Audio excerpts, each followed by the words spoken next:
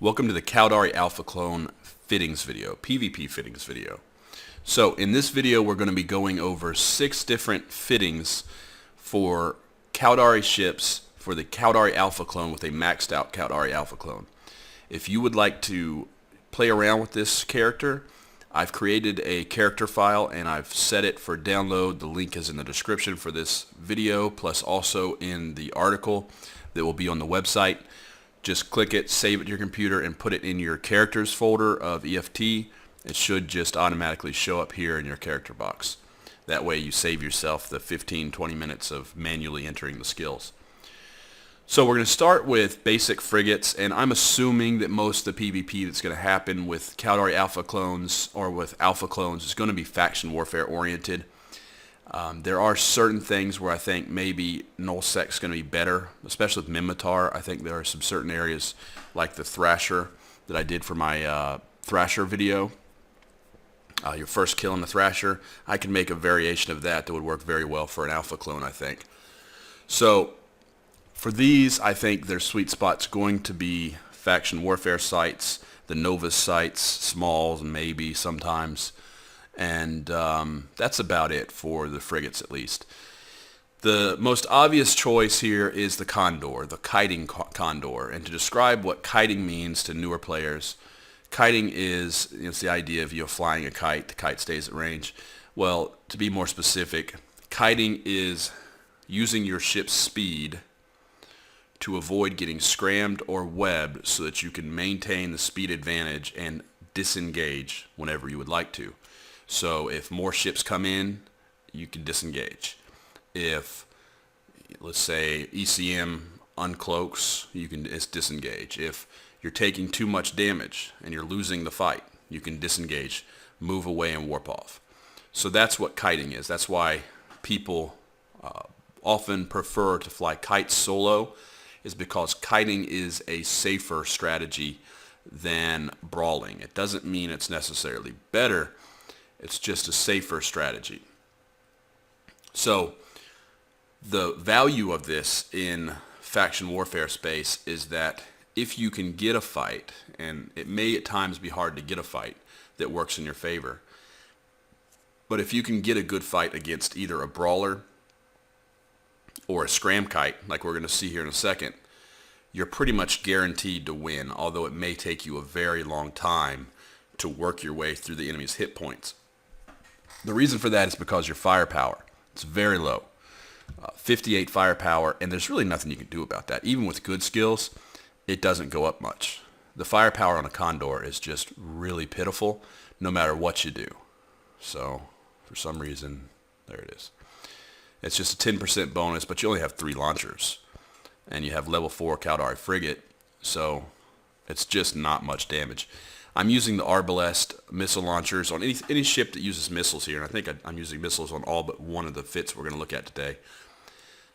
Arbalest are just the best. As far as Tech 1 named, they're the best you can use without getting silly with some other stuff. And we have to assume that most Alpha Clones aren't going to use the top dollar modules that cost ridiculous amounts. It just doesn't make sense for them to do that. So Arbalest is likely what all the Alpha Clones will use. It's what I would use. It's got a Warp Disruptor 2 that gives you a 24k point range. It's got a web, which is mostly useless. The reason you have it is so that you could keep it primed to be overloaded. That means you click that little box on the top of the module. There's also a key binding for it. I don't know, it's like Control-Shift-Click, or I don't use it. But 13k is what the optimal is when it's overloaded, so you would just keep it primed. If anything got too close, you'd hit it with one cycle of the web, which would back it off and give you a chance to either escape or to try to maintain your kite for a little bit longer. The azeotropic medium shield extender, the reason to use that instead of the FS9 is because azeotropic has a little bit smaller signature radius. Not going to make much difference, but you might as well take advantage of it. You can't use the Tech 2 because of fitting. It's just too tight to fit it. Beyond that, you've got a ballistic control, micro auxiliary power core to give you more power grid. You also had to fit a ancillary current router for power grid. 58 DPS output, almost 31 meters, 3,100 meters a second. Got it out there. And just under 4,000 hit points. It's not the toughest ship. If you get caught by a scram kite or a brawler, you're dead. So you want to be in the sight first, ideally about 20k off the warp in of the sight. And as soon as the enemy comes in, hit your orbit. I would orbit at 19.5. So 19,500 meters is what I would set the orbit to. 19.5 orbit, hit the orbit lock until you see both of those going. Make sure your micro warp drive's on and get DPS and point on the target as soon as you get the lock. And after that, it's basically, since you're cap stable, just keep shooting until the enemy dies. So to look at this as an example, this is a scram kite. So a scram kite is a ship that kites within scram range. So it does this by controlling the range of the fight within scram range by having a scram, a web, and an afterburner. Those three things allow it to dictate the range at which the fight happens at, giving it the advantage of being able to potentially avoid damage from the opponent while still applying damage to the opponent. So a good example of this would be, let's say, if someone brought a Brawling Incursus in with blasters, an AAR armor rep, and they came in, or you in on them, they're already in the site. You would be able to move off and get out of the blaster range, whereas blasters were doing almost no damage to you. Keep in mind there are railgun fit Incursuses out there that you will see, but I'd say probably 60% of the Incursus you'll see are blaster fit. So if you were to take on an Incursus, you could stay out of his weapon range while keeping him within your rocket range, which is 10k, and do damage to him while not really taking hardly any damage from him. And that would make it so that you are able to win the fight, even though maybe he has a better tank than you and more DPS output than you on paper, because you're able to play to the weaknesses of his ship and take advantage of them. So beyond that, the DPS is still really light. It's an 88 firepower, not much better than the Condor, but it is better. To give you an example of the Condor, if this ship was already in the site and the Condor came in after this ship was in the site, this ship would catch the Condor and kill the Condor very easily. If the Condor was already in the site and this ship came in after the Condor would win the fight, because this ship doesn't have the speed to ever catch the Condor. Beyond that, it's a really simple fit. Rockets, EM, core defense defense field extender. 2, you could do a 1 there if you want, because, it depends on the price, how much you want to spend. It's not a big difference in results for the amount of ISK you get. It's completely your choice. I think boosters and implants, the really cheap ones, are always a good idea. Get the most out of what you got. Other than that, it's pretty basic. All right, so the next is the Caldari Navy Hookbill. This is another one you'll see pretty frequently, and it's just a better scram kite. It's a very, very good scram kite with added tracking disruption as a little bit more coolness. So let's take the example of another ship that we'll be looking at probably. I'm not sure if it'll actually work with the Alpha Clone, but the Imperial Navy Slicer. Imperial Navy Slicers used to be like the scourge of faction warfare. You don't see them as much now. But they were basically just like Condors. They would stay out at 17, 18k, apply pretty good damage, and they were too fast for anything ever to really get a scram and web on. So they were really a real pain. So what you could do with this ship, if there was something like that, a slicer in the sight with you shooting at you, is you could put in an optimal range script of your tracking disruptor and basically make it so he can't hit you from the range he's at, which means he'll either have to come in close to die, or he'll have to just give up and warp away. So that's cool about this. Same thing, if it's something that's really small, trying to get in close on you, not only do you have 2 webs, but you've got tracking speed disruption that can help you. Warp Scram 2 webs, you're going to control range 100% in this thing. Afterburner, AR, always overload your ARs. ARs and ASB, general rule, overload every single cycle. I don't care, even if you're tanking the enemy with ease, overload every single cycle. Don't waste it. That's one of those things you just don't question. The math's been done. It's just 100%. Always overload. Every cycle you do. You can do just one cycle overloaded. That's fine. Always overload. The next most important tip about repping is try not to over-rep. Over-repping is when you rep too early. So if you're at 90%, 95% armor and you hit your rep and your rep goes all the way to 100% and then would have gone past 100% but it can't, then you just wasted some of that rep. You wasted some of the repair you would have gotten because you repped too early. So for armor repairs, I like to wait until I'm about at, well, I mean, because armor repairs come at the end of their cycle, I'll actually start those at about, it depends on how fast the damage is coming through. If the damage is coming fast, then I'll start at about 95%. If it's not coming that fast, then 85, 90% is where I'll start the armor rep. Over-repping is a much bigger problem for shield reps, which we'll talk about in just a second. But still, be very conscious of it. If you see your armors going up fast and getting close to 100, go ahead and stop it. You'll only have so many cycles here. You don't want to waste them.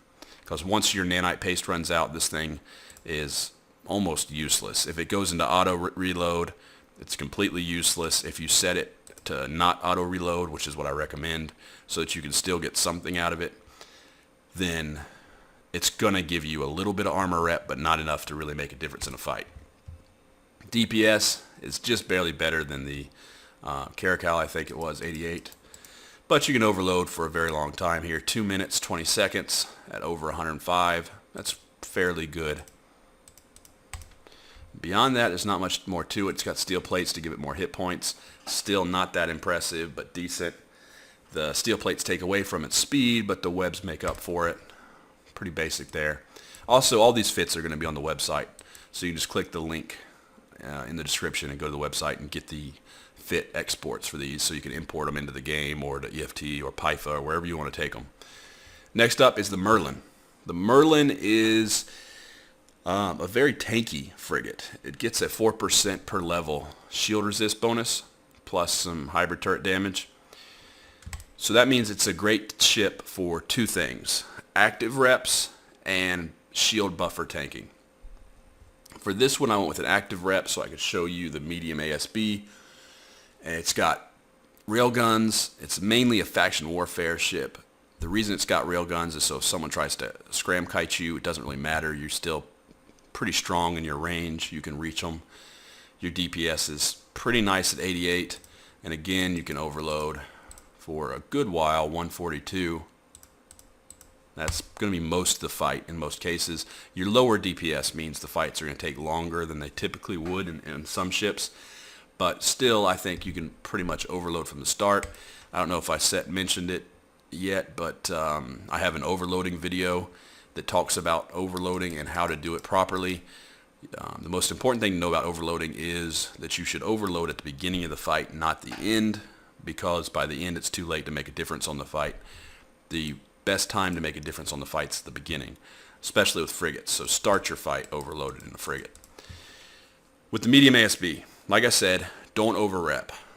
The repair for shield boosters comes at the beginning of the cycle, making it more likely that you're going to over-rep. My rule of thumb for shield boosting is never rep above 50% shield. If you're above 50% shield, don't run your rep. Now, if you want to be really cautious or you're scared and the fight's happening quick and you want to try to get that rep in earlier, you can probably get this rep off around 70% and you're not going to over-rep. But still, I would prefer you wait until you're down close to 50 before you start this rep. Always overload it. Always use Navy Cap boosters. Use the Navy Cap booster 50s. Because the 50s you can get more in there. You see that's very long overload, so you're not going to burn it out. It's got an afterburner to help control range, but you don't have a web. So the lack of a web means it's going to be a little bit harder to control the range, but the only time that's going to really hurt you is with something very small and very fast. So an Atron or a slasher getting in close could be a problem for your tracking. Beyond that, I think the only thing to mention here, it's got a 154 defense with one rep running. These reps do not last long. It's going to be about 22, 21 seconds. for each rep. If you run both at the same time, yes, you could get a great tank of 300, but it's only for 21, 22 seconds. Not long enough to make a big difference in the fight. If you're having to run two, you probably lost the fight. So try to just run one. When that one runs out, then switch to the other one. Beyond that, that's it. So next up is the anti-frig Caracal. Now I had a specific request for this one in the comments for my last video, and someone wanted the Rapid Light Missile Launcher Caracal. I thought it would be an outstanding ship for a Caldari Alpha clone. And hold on a second. Dry throat. However, I'm a little bit disappointed in the firepower output. I mean, keeping in mind that some well-skilled, well-fit frigates can do over 300 DPS. The Tyrannus can. Daredevil can. Probably some more than that. Can do over 300 DPS for a frigate, and this thing's only doing 268. I was really expecting it to be in the solid 300s for its DPS output. One contributing factor might be that Caldari has very bad drone skills for the Alpha clones. I mean, you can't even use medium drones. You have to use lights. You don't have the skills to use mediums. So, and you can only use 3 mediums. I mean, 3 lights anyway. So in ships that have bigger drone bays, it doesn't matter. You can only use 3.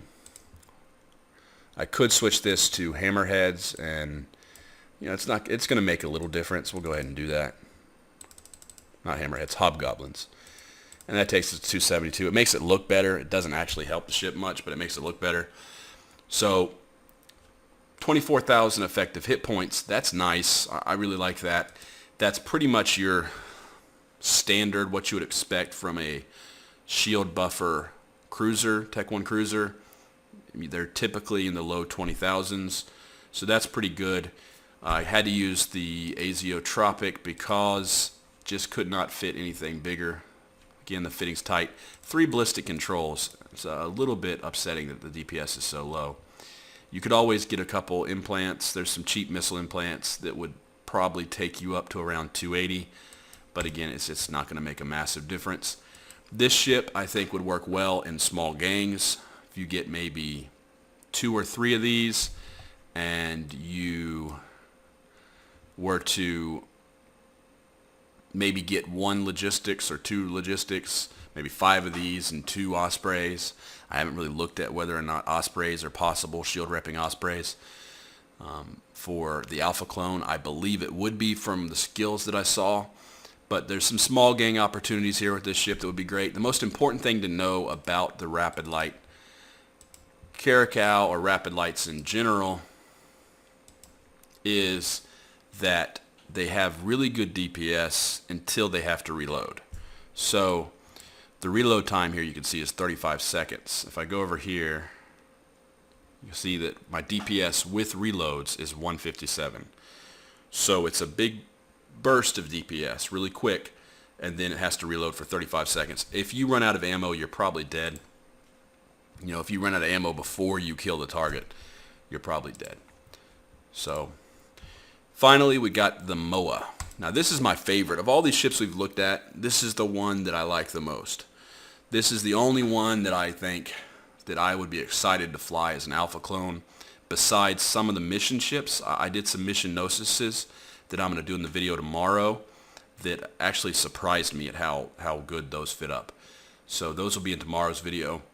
But this ship here is a variation of a MOA that I've used for years. I got the idea from a guy in my alliance, and it's done really well for me when I've used it because it's a combination shield buffer tank with 28,000, even with armor up, off, not that it matters, but 28,500 effective hit points, which is better than the Caracal, and that's due to its 4% shield resist bonus, just like the Merlin.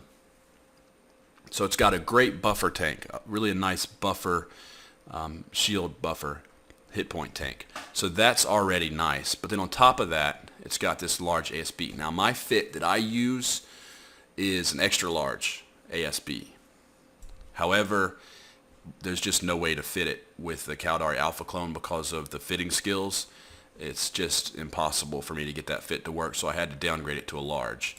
With the Extra large, you're tanking near 1,000, but keep in mind, this is a very temporary rep.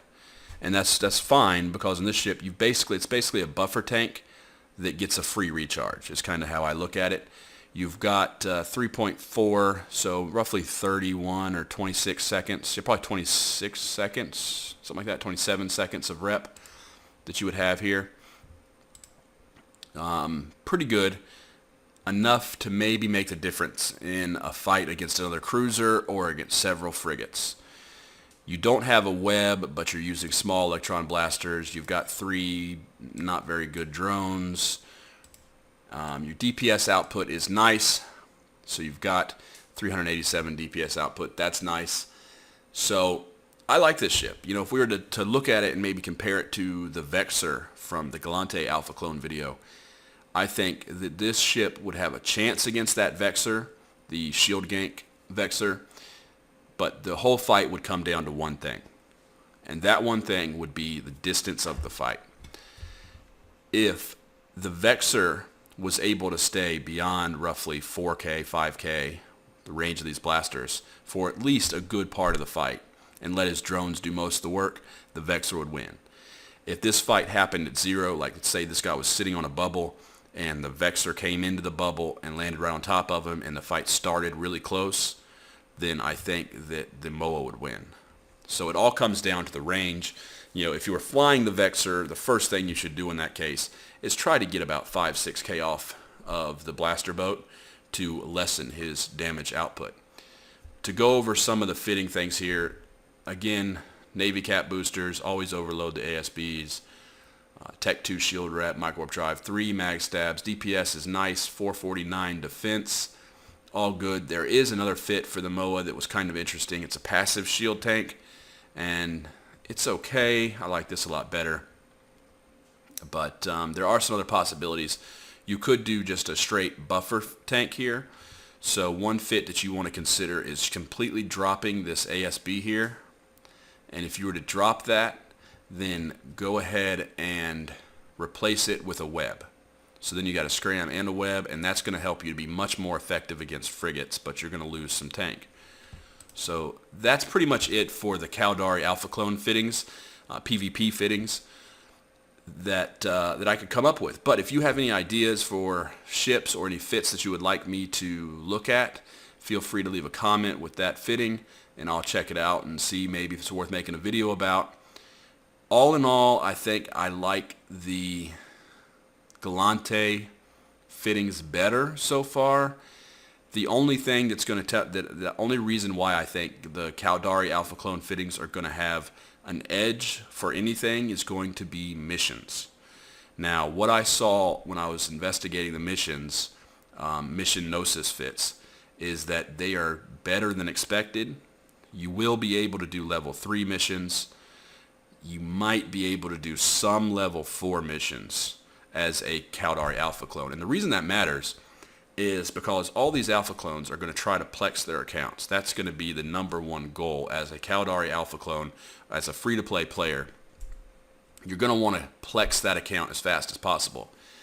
And that means you've got a couple things at your disposal. You can do trade, but I think they're limited to 12, maybe, I think it's 12 trade orders, which that's going to be rough to get any kind of income off 12 trade orders unless you make like 10 accounts, 10 trade accounts. And then, yeah, you can plex one pretty quickly like that. And once you have one, you really don't have to worry about the rest of them anymore. But